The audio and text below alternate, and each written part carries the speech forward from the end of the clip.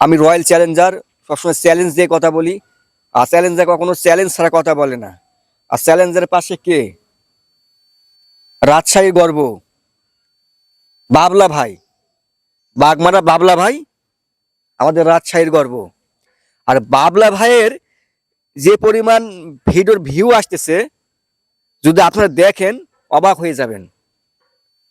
সেই royal Challenger দূর থেকে এই বাবলা ভাইয়ের কাছে আসলো শুধুমাত্র একটু সাক্ষাৎকার নেওয়ার জন্য। আর বাবলা ভাই এ জগতে কেন আসলো আর ভালোবাসা কিরকম অর্জন করতেছে একটু তার কাছ থেকে জানবো। ভাইয়া, আমি রয়্যাল চ্যালেঞ্জার, আমি দূর থেকে আসলাম আপনার কাছে।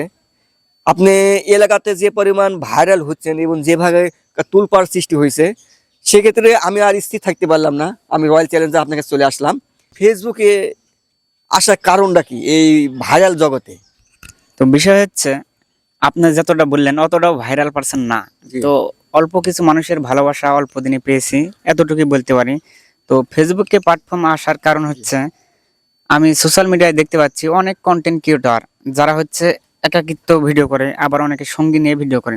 তো আমরা প্লাস করে দেখছি আমার আশেপাশে অনেক ভাই ব্রাদার্স আছে। তো আমরা মিলিতভাবে ভিডিও করলে ওদের থেকে ভালো হবে, এরকম একটা মনের মধ্যে আশা নিয়ে আমরা এই প্ল্যাটফর্মে নেমেছি। প্লাস আমরা প্রথম অবস্থায় ফানি ভিডিও করেছিলাম বা করে এখনো করছি। তো এই পর্যন্তই। আচ্ছা বাবলা ভাই, আরেকটা প্রশ্ন। এই যে ফেসবুকে যেভাবে ভালোবাসা অর্জন করতেছেন, আমি আপনাকে সাপোর্ট করি।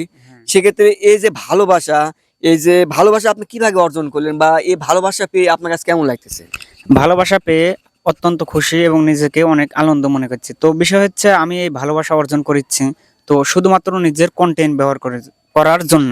তো আমি মানুষ অনেক কন্টেন্ট, অন্যের কন্টেন্ট কেটে ফেটে নিজের কন্টেন্টের সাথে জোড়া দিয়ে কিন্তু ভিডিও আপলোড করে। আমরা এই ধরনের কোনো ভিডিও আপলোড করি না। আমরা নিজের কন্টেন্টে যেটা তুলে ধরতে পারি, আমরা সেগুলোই কন্টেন্ট সোশ্যাল মিডিয়ায় আপলোড করি। আচ্ছা, আর সামনে আপনারা কি কি ধরনের ভিডিও, আপনার চিন্তা ভাবনা আছে যে আপনি কি কি ধরনের ভিডিও আপলোড দিবেন, বা কি কি ধরনের ভিডিও তৈরি করতেছেন আপনি? ভাইয়া, বিষয় হচ্ছে আমরা এখনো কন্টেন্ট মনিটাইজেশন, যেটা সোনার হরিণ বলা জি। যায়, আমরা এখনো কন্টেন্ট মনিটাইজেশন পাইনি। এই কারণে যে আমরা বাইরে যে কোনো একটা ভালো পরিবেশে যে ভিডিও করব, এরকম কোনো ভিডিও আমরা তৈরি করতে পারি না। তার কারণ হচ্ছে অর্থনৈতিক ভাবতে একটু আর দ্বিতীয় হচ্ছে, আমরা সবসময় ফানি ভিডিও দেওয়ার চেষ্টা করি। তো যখন হচ্ছে ফানি ভিডিও আমরা তৈরি করতে পারি না, ধরুন আকাশের পরিস্থিতি খারাপ হলে, আবার সংসারে টুকিনাটি কাম তো থাকেই, যেহেতু আমরা কৃষকের ঘরের সন্তান। এই কারণে যখন আমরা ফানি কন্টেন্ট তৈরি করতে পারি না, তখন কি করি, আমরা নিজস্ব ভয়েসে ছোট একটা ভিডিও আপলোড করে থাকি।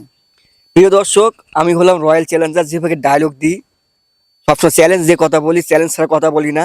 আজকে কিন্তু এই বাবলা ভাইয়ের ভিডিও করলে ভিউ ছাড়লে ফর ইউ 100%।